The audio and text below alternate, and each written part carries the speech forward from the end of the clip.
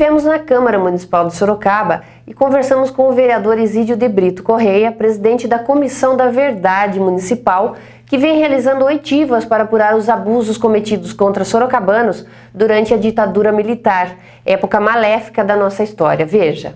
Vereador Isídio, qual o objetivo dessa Comissão da Verdade implantada aqui em Sorocaba?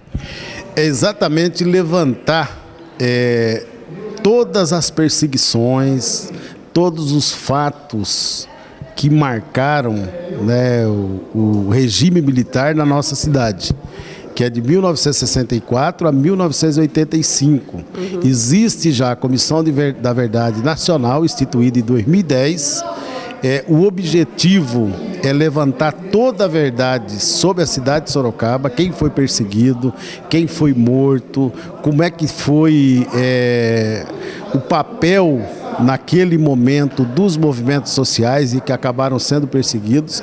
E Sorocaba tem, assim, várias histórias interessantes. Por exemplo, o delegado que prendeu todo mundo em Ibiúna era de Sorocaba. Uma parte da corporação da Polícia Militar era de Sorocaba. Então nós tivemos perseguições não só a líderes estudantis, professores, profissionais liberais, mas também nós tivemos muitas perseguições nas fábricas, né, naquele momento. Então a ideia é, a partir daí, das pessoas que ainda são vivos, que sofreram tortura, você ter o levantamento da verdade em relação ao regime militar aqui em Sorocaba. Isso vai o relatório para a Comissão da Verdade Nacional e devemos fazer um documentário aqui na cidade de Sorocaba que vai ficar à disposição da atual geração e de futuras gerações também, para que possam estudar.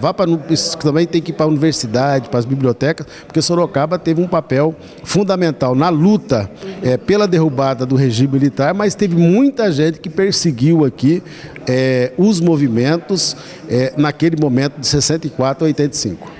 Que foi morto oficialmente, que tenha registro, apenas o Alexandre Vanucchi. Alexandre Vanucchi Leme, e também nós temos aqui um filho de Sorocaba que já estava morando em Goiás com 14 anos, que ele integrou também naquele momento os revolucionários que estavam no Araguaia, né? Esse rapaz, ele foi morto na cidade, no estado de Goiás, né? Pelo que nós estamos, foi o mais novo morto, assassinado do regime militar, com 14 anos de idade. Tem um outro médico também que estudava aqui na PUC, que foi perseguido, né, e morto também, né, que é o Gerardo Magela. Então nós temos, assim, uma série de fatos que estão surgindo já com depoimentos. Tivemos 5 depoimentos.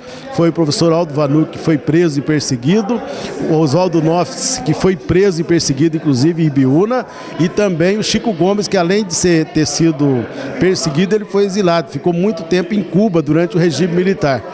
E nós ouvimos também o Geraldo Boradil e o Miguel Trujillo também, que foi preso e perseguido. E aí está surgindo, assim, vários fatos novos, vários atores novos, documentação também, e que, na verdade, nós estamos fazendo uma lista para que isso possa integrar também os nossos relatórios e as oitivas, para que a gente possa apresentar um documento bastante completo, né, do que de fato vivenciou a cidade de Sorocaba durante o regime militar. Porque nós tínhamos gente que buscava a liberdade, que foi perseguido, mas nós tínhamos também pessoas que acabaram colaborando com o regime militar naquele momento.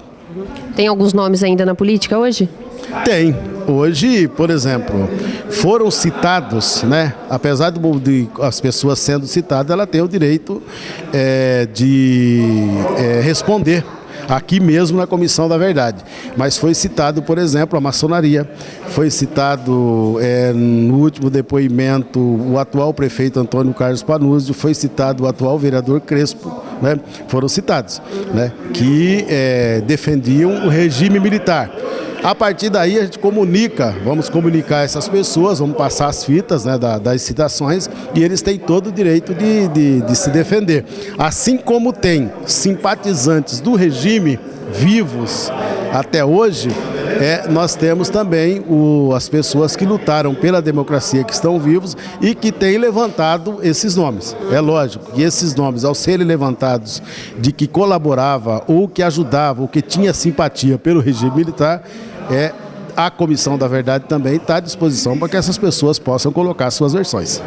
Aconteceram 2 oitivas até agora. Nós tivemos 2 oitivas, né, com a presença do Aldo Vanucci, Oswaldo Nossi na primeira, e também o ferroviário Chico Gomes, esse teve exilado em Cuba. Tivemos o Geraldo Bonadil e o Miguel Trujillo, que foi preso pelo DOI-CODE.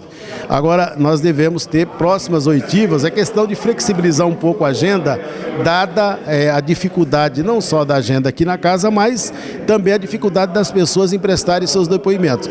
E estamos recolhendo também documentos, devemos ir com essas oitivas até final de setembro. Aí sim produzir um relatório, um documento para ficar à disposição, não só na Câmara Municipal, mas nas bibliotecas, nas universidades, nas escolas, para que os estudantes possam não só pesquisar, mas também tirar suas conclusões dessa fase horrível que o país vivenciou, e Sorocaba não foi diferente, do regime militar de 64 a 85.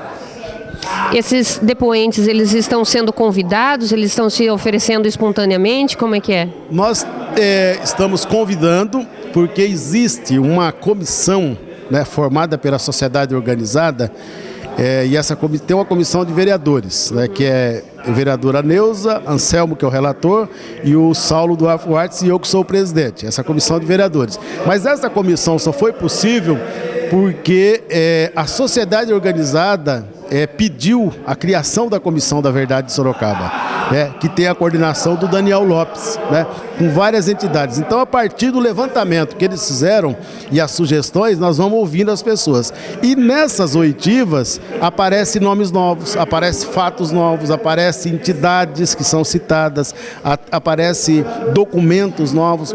Nesse meio, nós vamos mudando um pouco o curso da coisa, até porque, na verdade, não é uma ciência exata. Então, isso está tomando uma proporção muito grande, né? Nós temos hoje, com toda certeza, mais de 20 pessoas que já foram citadas e vai ser convidadas para apresentar o que vivenciou naquele momento. Tem pessoas também que já faleceu, né? E mais os familiares querem fazer o depoimento, porque o filho sofreu naquele momento, né? As filhas sofreram naquele momento e querem fazer o depoimento, porque tiveram que se mudar, tiveram que se esconder, né? Tiveram que mudar de cidade, perderam o emprego, né? Mudou o rumo da vida, outras, a família se desfez, no caso, né? Por conta da perseguição do regime militar. Então, tudo isso está aparecendo para que nós possamos ouvir o relato dessas pessoas. Então, uma coisa que, se nós não tomarmos cuidado, até o final de setembro a gente não dá conta de tudo. Então, nós vamos intensificar esse trabalho, que a Comissão da Verdade sirva de exemplo para a geração atual e para gerações futuras nunca mais apostarem num regime militar, nunca mais apostarem num regime de exceção, que foi o que aconteceu com o Brasil de 64 a 85. Talvez, se não tivéssemos eu tenho certeza disso, se nós não tivéssemos o regime militar, com certeza esse país estaria muito mais avançado na educação, na liberdade democrática, na oportunidade das pessoas. Coisa que ficamos aí praticamente 20 anos parados, né? E esse momento de reflexão da Comissão da Verdade serve para alimentar e ampliarmos a vontade de democracia, a vontade dos direitos, a vontade que todos os cidadãos têm de atingir os seus objetivos no estudo, na disposição de defender políticas públicas para todas, enfim. Então eu vejo que a Comissão da Verdade, que não é só em Sorocaba, nós temos mais de 50 comissões da verdade instaladas Brasil afora, temos uma nacional, né, que sirva para a contribuição do futuro democrático e das oportunidades no Brasil.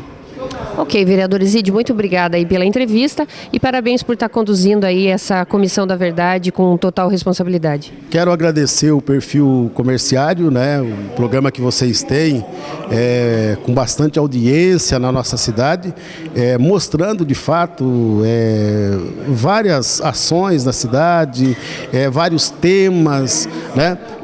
que dá oportunidade naquilo que nós estamos conversando e estamos discutindo, na democracia, de você ter vários fatos, várias versões e vários focos de outros temas para a nossa população. Acho que a democracia também faz parte dessa questão da democratização dos meios de comunicação para que a população possa fazer as suas avaliações e possa ir avançando. Quero parabenizar a diretoria dos sindicatos comerciários que proporciona isso para a nossa cidade.